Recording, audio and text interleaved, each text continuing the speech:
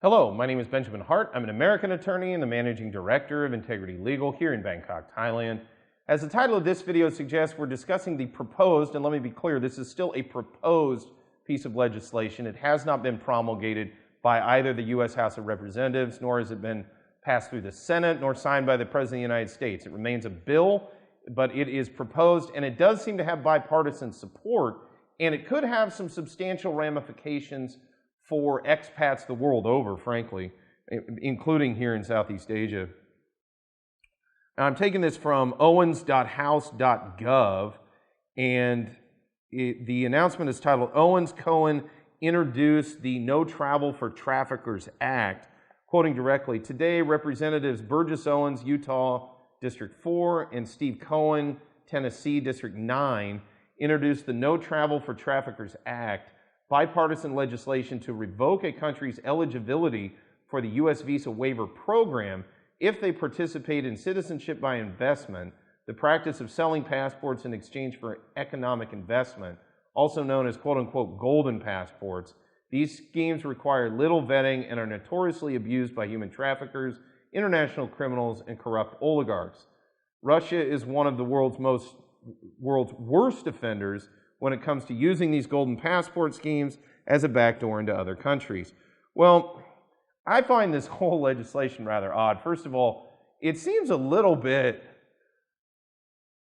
of kind of over-the-top hubris for the United States to be trying to dictate internal immigration policies and naturalization policies of other sovereign nations. But what they're really doing, they're not really doing that. They're kind of trying to do it indirectly by saying, okay, well, if you engage in this, you may not be eligible for the visa waiver program, which is a program by which certain passport holders can travel to the United States without the need for a visa. Now, my response to this would be, well, just how useful is the visa waiver program for most countries these days anyway? Especially since the end of the Bush administration and the creation of ESTA, the Electronic System for Travel Authorization.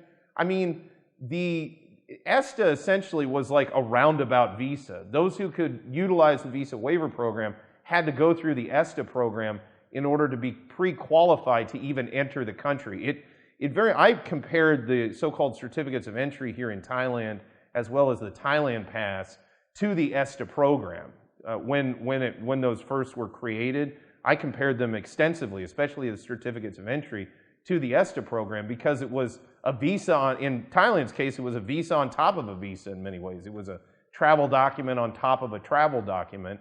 In the case of the United States, okay, you're waived from actually needing a visa, but you still got to go through ESTA, which as a practical matter is basically a visa in all the ways that matter. It's like a digital visa.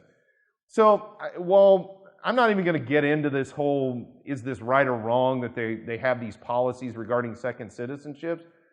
I would maybe urge the House, and it seems to be bipartisan, to maybe think about this long and hard, because a lot of these countries that are doing this are doing it for the financial incentives. And on top of this, you know, their nationals still have to deal with ESTA anyway.